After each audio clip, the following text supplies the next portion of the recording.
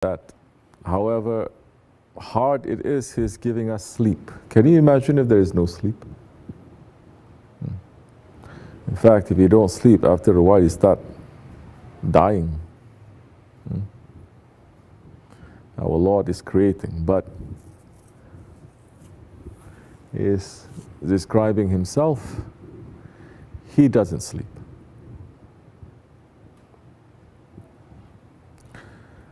Sleep, our level of sleep, it is to rest. How scientists, they're saying you are processing whatever that is happening. If you don't process, this is going to blow up. So you need the body to rest, so the mind can process. You need the body to stop being a tyrant, meaning the body is almost like dead, so other things can start working. For those ones that their bodies, they are not tyrants, that processing, they don't need sleep to do that. Understanding the processing to see this is, what is this meaning, what is that meaning, what happened to me today, what is the idea, how does this fit into 10 years, all those things, they don't need sleep to do that. Sleep is different for them, like our sheikh, like our grand sheikh. Sleep is only to recharge the body a little bit, but their minds are there.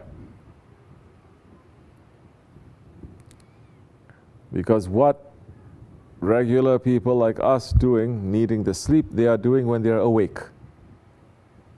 Thinking, understanding, processing, and making the connection with Allah and His Prophet, making their connection to that other world when they are awake. Making the connection to the powers of the awliya Allah. So that when they are sleeping, that time their spirit are completely free. When we sleep, our spirit is even more locked, because in the daytime you're not trying to make your spirit to be free. How nighttime your spirit is going to be free? For them, that time, as the two angels who visited the Holy Prophet ﷺ, one of them saying he is asleep, the other one says no. He looks like he's asleep, but his heart is awake. This is the whole point of sleeping. This is the whole point of us living in this world, why Allah is sending the prophets and the books. It is for us, for our hearts to be awake. For some, their hearts can only be awake when they're sleeping.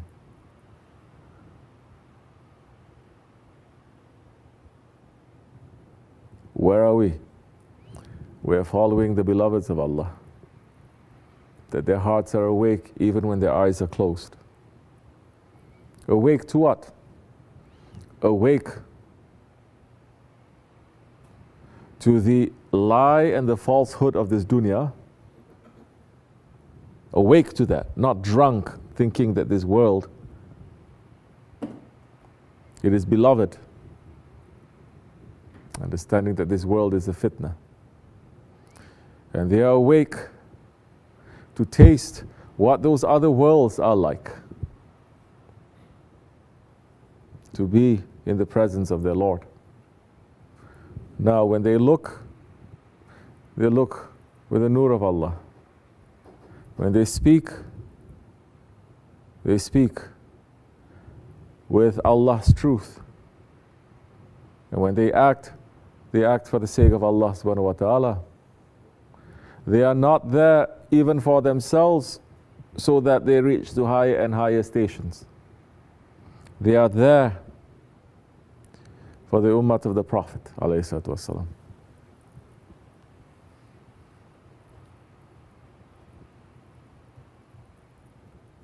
They are there for us, to pull us out from the mess that we are in. How are we going to thank Allah subhanahu wa ta'ala now for the guidance that He's sending us? Guidance in what? A book. Never a book comes without a teacher. A teacher may come without a book. The teacher may come without a book. The teacher may say, I don't have a book, but I'm teaching from this other book, from this other book, from this other book. It's okay, but there's no such thing as a book sent without a teacher.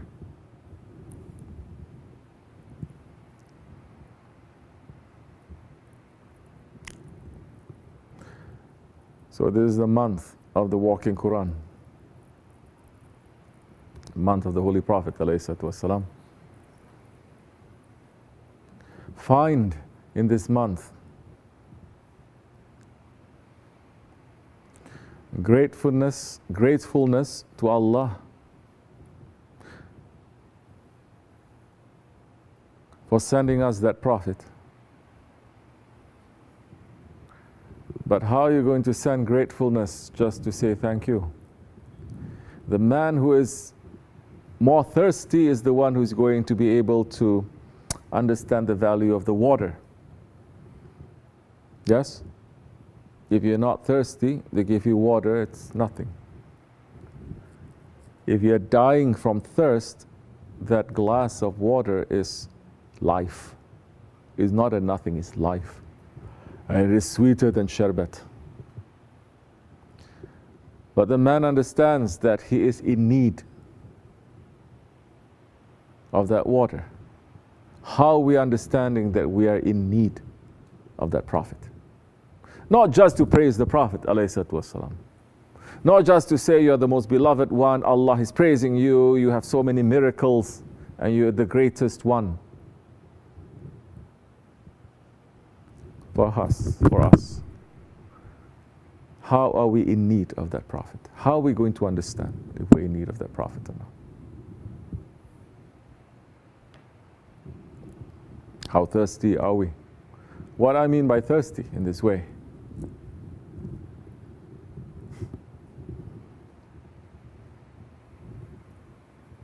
One of the greatest titles of the Holy Prophet ﷺ, in fact, his, let us say, first job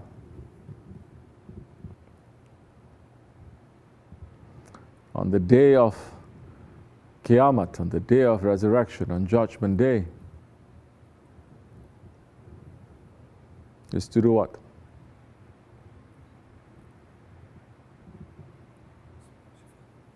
Shafaat. It is to intercede for us, to ask Allah, power is given to Him, to say, save my nation. Although what they did to themselves, it is enough for them to be put into the hellfire. But save them. And Allah, because of His love for that Prophet, ﷺ, is going to grant him.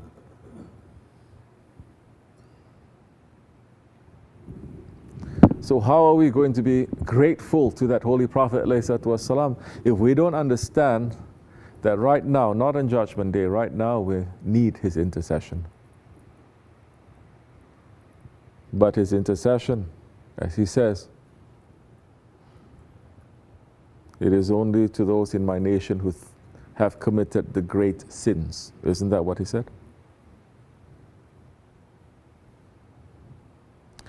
Majority are saying, I don't make great sin.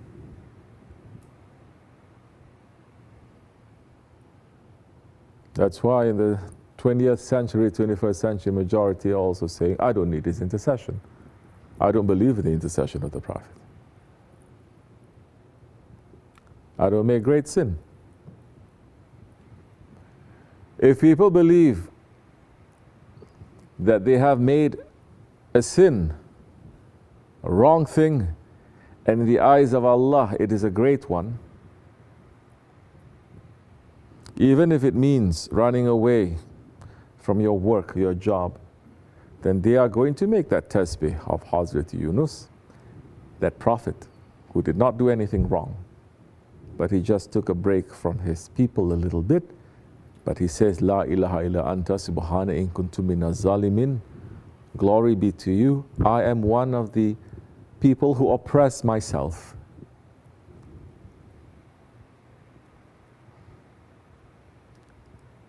We are in tariqat. If we are not understanding and believing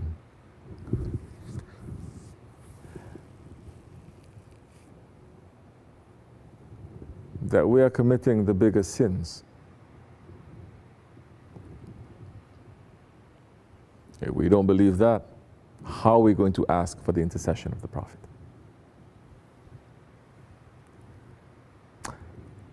How are you going to ask? If you don't believe in the intercession of the Prophet, how are you going to be grateful and thankful to Allah? You're not thirsty. You're not dying from thirst. Are you dying from the burdens? Are you dying from your gunah? Are you crushing under that? Look at Sahabe Kiram. Look at the awliya Allah. Look at the prophets. The closest and most beloved ones to Allah subhanahu wa ta'ala. Look at the Padishahs, the Ottoman Padishahs. How they are begging, writing love letters to the Prophet and saying, I've done nothing good in my life. I've done all the wrong things, all the bad things. If we don't feel that we are crushing under the weight of our own heaviness, we're not going to be grateful to the Prophet ﷺ. Because we're not thirsty. If we're not thirsty, why we need water? You can look at that water and say, oh, nice water, clean water, best water in the world, best water, but you have no taste for the water. Do you understand? You can sing about that water, you can dance about that water, but there's no connection between you and the water because you don't need it. If we are feeling the burden of our own wrong things, intentions and actions, then that time you're not going to wait till Rabiul Awal. You're not going to wait until Mawlid. You're not going to wait until the month of the Prophet ﷺ to thank Allah for sending him. You're not. Which is why in the Naqshbandi order, before you begin anything and you end anything, even reciting Fatiha to Sharif, you have to recite the Durud Sharif. You have to recite the Salawat Sharif before and after. Otherwise, it is not going to be accepted. You can send your mail, but if you don't have the express chop on it, it may even get lost somewhere. If it doesn't have a stamp, it may get lost somewhere. But if you say, I need this, and I'm putting it under express, under tracking, under this and that, it will never get lost. Salawat Sharif.